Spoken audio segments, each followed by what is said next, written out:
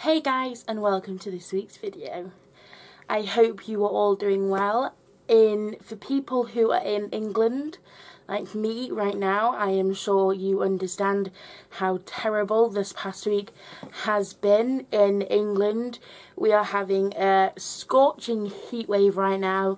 We haven't had it this hot in over 9 years, and we are not coping too well. It is extremely hot. I mean, the other day it was the same temperature in England as it was in Florida, and that to me is just crazy. And when it cools down at night, it cools down to a temperature that we never get when it's our summertime. So it's definitely taking some getting used to, and it's hard. England was not built for hot weather. We always seem to get the extremes. We either get really cold or really hot, and we are finding it hard. So I'm really looking forward to whenever this heat wave ends. And I know people who are not from England will think we are being typical British people who are complaining about the weather, but it's really hot. When you have a mental illness, a lot of you have told me this is what you've done, and I've done it as well. So you lie a lot. You lie to your friends, your family, to other people. You lie constantly because you don't want people to know what's going on inside. You don't want people to know that if you're a self-harmer, what you do, if you've thought about suicide, or if you're so depressed that you don't want to get up in a day. You don't want people to know, and I lied for a while. I see therapists now, and I find it hard to sometimes tell them the truth when they're like, how have you been? And you just don't feel like talking about how shit you've been feeling. You just don't want to do it. You want to lie and say, it's been good this week, when really it's been one of your worst weeks. And I'm not ashamed, I've done it. I have lied to therapists. I have lied in the sense of saying that I'm doing really well this week, nothing's bothered me, where I've then spent nights crying or just finding it really, really hard to see the day through. And I think that's also what makes you worse.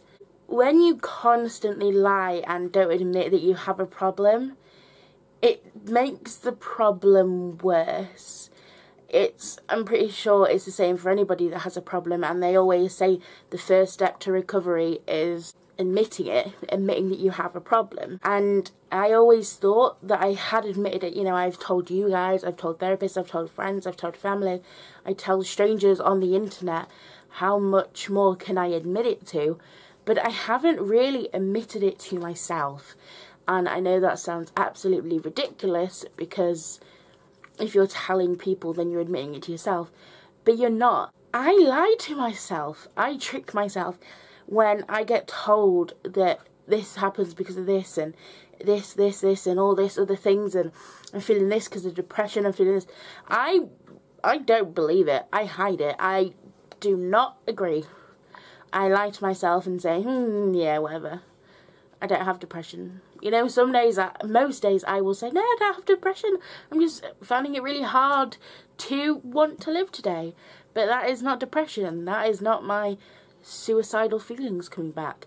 Me wanting to cut myself and the addiction feeling is not my self-harm feelings. It's just a bad day, and I lie to myself, and a few of you have told me you do the same. It's so weird because you spend so long hiding it from anyone but yourself, but once you tell people and it's out there, it's easier to tell people what's wrong with you than to have to tell yourself what's wrong with you, because you want to make up excuses. I make up excuses all the time when I start having an anxiety attack. I don't want to believe that it's my anxiety. I just want to, believe it's something else. Or when I have the urge or I get really depressed, it's not depression. And it's never going to get better unless I sort of sit down and go, stop being stupid. I am depressed. I have this wrong. I have this wrong. I have this wrong. I have this wrong. I have this wrong. And just deal with it. Because for so long I thought that I had admitted it to myself that I'm Chloe and I have this wrong with me. But I can tell other people what's wrong with me, how my week's been. You know, I can admit that I've done suicide. I can admit that I've done self-harm. I can give you a long list of feelings I felt and things that I've done, how I've done it, how I got away with it, and all this other thing. But if I try to tell myself that, I don't want to believe it. And I know that for a fact that I've done it. There is proof on my body of scars from self-harm. Other things that are true that I just don't want to admit to myself. And I've sort of come to realise, because with this heat wave this week, you haven't really been able to do a lot and be outside because you feel like you're about to be fried, even just breathing in without cold air blasting in. And that's why my fan is my new best friend, and right now I am dying without that fan being on. I've had to think about it because I was just at a dead end. I was just at a loss. I was fed up of being tossed around by different therapists, and therapists trying to blame me for things and saying that I wasn't doing this right and I wasn't doing that right, and it just made me feel so low and that I wasn't good enough. And I just realised that I never admitted it to myself that I have a problem, and I honestly don't think that I will ever be able to stand up for myself and become a better person and get through this mental illness until I sit down and have a strong word to myself and say that you have this and get over it. There's nothing you can do about it. Just admit you have it and sort it out. And I've tried this week, and it's a lot harder than it is. I know it sounds absolutely ridiculous to just sit down and tell yourself, or just think it and you'll tell yourself. But for those people who are watching this and think they're doing the same, you try, and it is so much harder than you think it's going to be to try and convince yourself to realise that what you've been going through is actually happening without making up any excuses. I've just had a rough time at this, I've just had a rough time at this. It's not depression, it's not all these other things. It's hard to just fully admit to yourself that it's depression. No other reason, depression. I am a self-harmer. I have tried. It's hard to just fully admit without making excuses that it's that. And I'm gonna try, because I think that you've got to have a thick skin if you work with people, especially in NHS mental health, with everything that's going on. You have to have a thick skin and learn to stand up for yourself, and I have not been doing that. I have been letting them walk all over me and send me to who they want, and I just sit there and say it, and then if I'm just feel like I'm constantly getting tossed around, and I'm constantly getting the blame if they mess up, and I just don't like it anymore, and it's making me even more depressed. And I just think that until I fully admit to myself that I've got this wrong, I've got this, and I'm fully honest with myself about what's going on with me and who I am, then I'm not going to be able to stand up and hear my own voice and let them know that this isn't happening anymore. You are professionals, I get that, you've gone through school, you've got a degree, you've read textbooks, whatever, but you're not living it. I think that's why I love this group so much, because professionals are all good, whether it's the doctors, it's therapists, it's psychiatrists, whatever, they're all good, you know, they have some amazing ideas and everything, but they haven't lived it. Whether you are a person with a mental illness, or you're a friend or a relative, or you're just curious, but for the people that have lived it, generally lived it, you know how tough it can be and how hard it is just to breathe some days, and then to have someone sit across from you and tell you to do all these things and it'll magically disappear when you've been trying that for so long and it doesn't work, and then they get mad at you if it's not like a quick fix, and they know that they know better, and they say they know what they're going through when they've just read it in a textbook. It's just really upsetting to you because you've lived it. You have gone through the sleepless nights, you've gone through the anger, you've gone through the tears, you have gone through thoughts of hurting yourself or suicide, you have gone through lying, you've gone through hiding yourself away, distancing yourself, and becoming the shell of a person you once were, all because of this mental illness that is killing you mentally.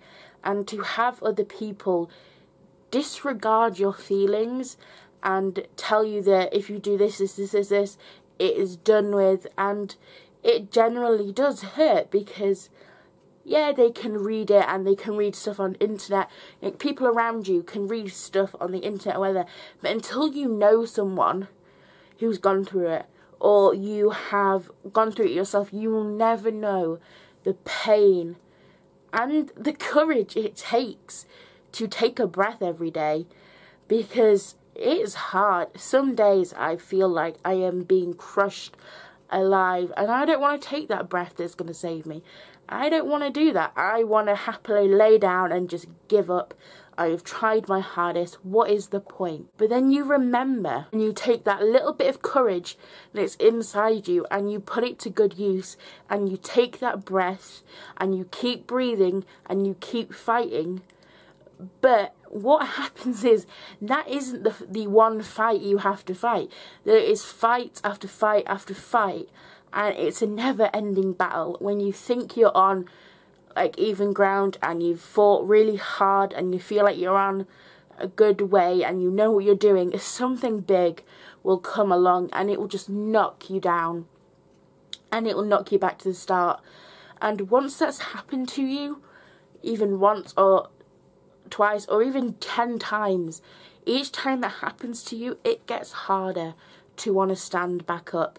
And then to have people around you or anybody like that tell you and disregard what you've gone through, it really does hurt. And I think that's why admitting to yourself that you have a problem and not making up excuses and just saying what you've got and telling yourself that it's okay to have that, and realise that if you want to do this, you've got to stand up and be heard, because people aren't going to stand up for you. I have done that before. I have said it in my head what I want to say, but I can't physically get the words out, and I'm just coming to realise that I need to stand up for myself, because having people disregard what I'm going through and sort of throw me around, it's just making it 50 times worse. And I don't want to live like that anymore.